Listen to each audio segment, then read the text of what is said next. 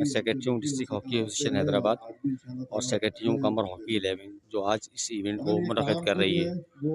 इस इवेंट का जो तसलसल है वो पिछले 2 साल से आप मुस्तकिल औकातों में देख रहे होंगे। इन बच्चों के लिए हम हर 6 महीने के बाद एक लीग मुनक़िद कराते हैं कुछ की एक्स लिए।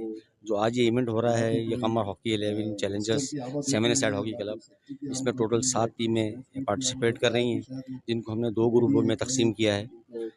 3 टीमें जो हैं हमारी बॉयज़ अंडर 16 गर्ल्स के ऊपर मबनी है जिनका एक अलग फाइनल हुआ है और 4 टीमें सीनियर्स की थी।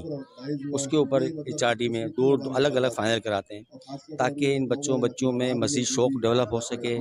हॉकी के अंदर जो है और चीज़ें जो है वो डेवलपमेंट हो।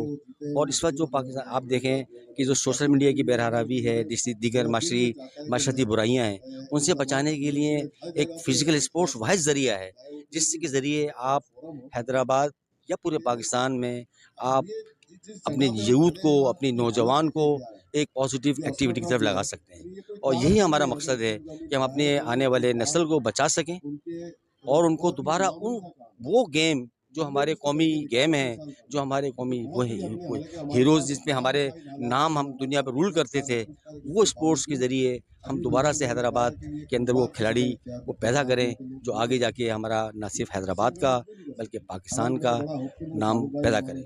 मैं समझता हूँ जी कि आज का जो इवेंट ऑर्गेनाइज किया गया है,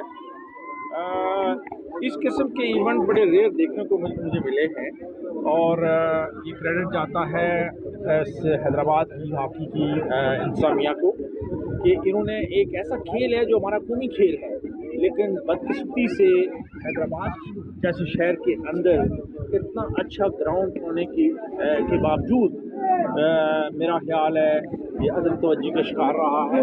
तो बड़ा अच्छा इवेंट ऑर्गेनाइज किया और ये हमें इस चीज़ की अक्कासी करता है कि मेरा ख्याल है इस किस्म के इवेंट्स और इस किस्म के ग्राउंड्स को हम डेवलप करें और बहुत पोटेंशियल है टीम को। इनके मुकाबलों को देख के पता चला कि एक अच्छा पोटेंशियल है और जो कि मेरे ख्याल कौमी सतह तक इसको बढ़ा जा सकता है अगर इसको तवज्जो दी जाए। और इसका जो ग्राउंड है इतना अच्छा ग्राउंड है, लेकिन इसको बेसिकली मेंटेन किया जाए इंशाल्लाह तो बहुत ही एक अच्छा पोटेंशियल सामने आएगा। और मैं समझता हूँ कि मेरी मुबारकबाद है इंतज़ामिया को और रिजवान साहब को जिन्होंने ये इवेंट ऑर्गेनाइज किया है। Keep it up, well done.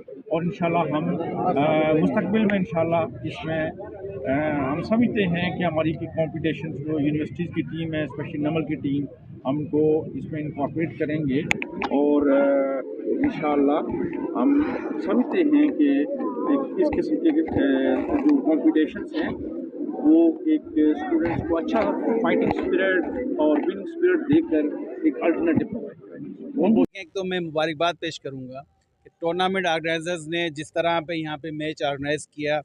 कमर 11 जो एक हमारा पुराना एक स्पोर्ट्स का वो ऑर्गेनाइज करते हैं इवेंट, उन्होंने ऑर्गेनाइज करके दिखा दिया। जितनी सहूलत मिलनी चाहिए उतनी सहूलत नहीं मिलती।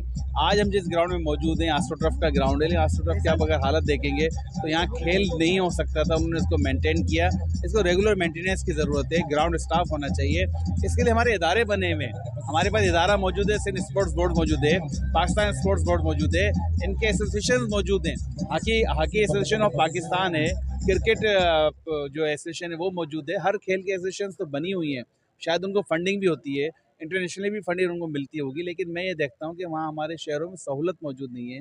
गवर्नमेंट्स को जो काम करना चाहिए, हम नुमाइंदे इन चीज़ों की आवाज़ उठाते हैं। हमने आवाज़ उठाई थी असेंबली में, हमने कहा कि हम 25 करोड़ आबादी का मुल्क हैं, लेकिन हम 25 मेडल भी ओलंपिक में या वर्ल्ड गेम्स में जीत के नहीं लाते हैं। हमें ये लेना चाहिए। हम एशियन गेम्स में नहीं जीत के आते हैं, जहाँ मुकाबला कम हो जाता है। हमें अगर हम अपने खिलाड़ियों को सहूलत देंगे, अगर उनकी सरपरस्ती करेंगे, तो इस मुल्क में अरशद नदीम जिसने 25 करोड़ लोगों का सर फखर से बुलंद किया, गोल्ड मेडल जीत के आया, कितनी कौम ने खुशियां मनाई ये देखे बगैर कि वो कौन से इलाके का रहने वाला है।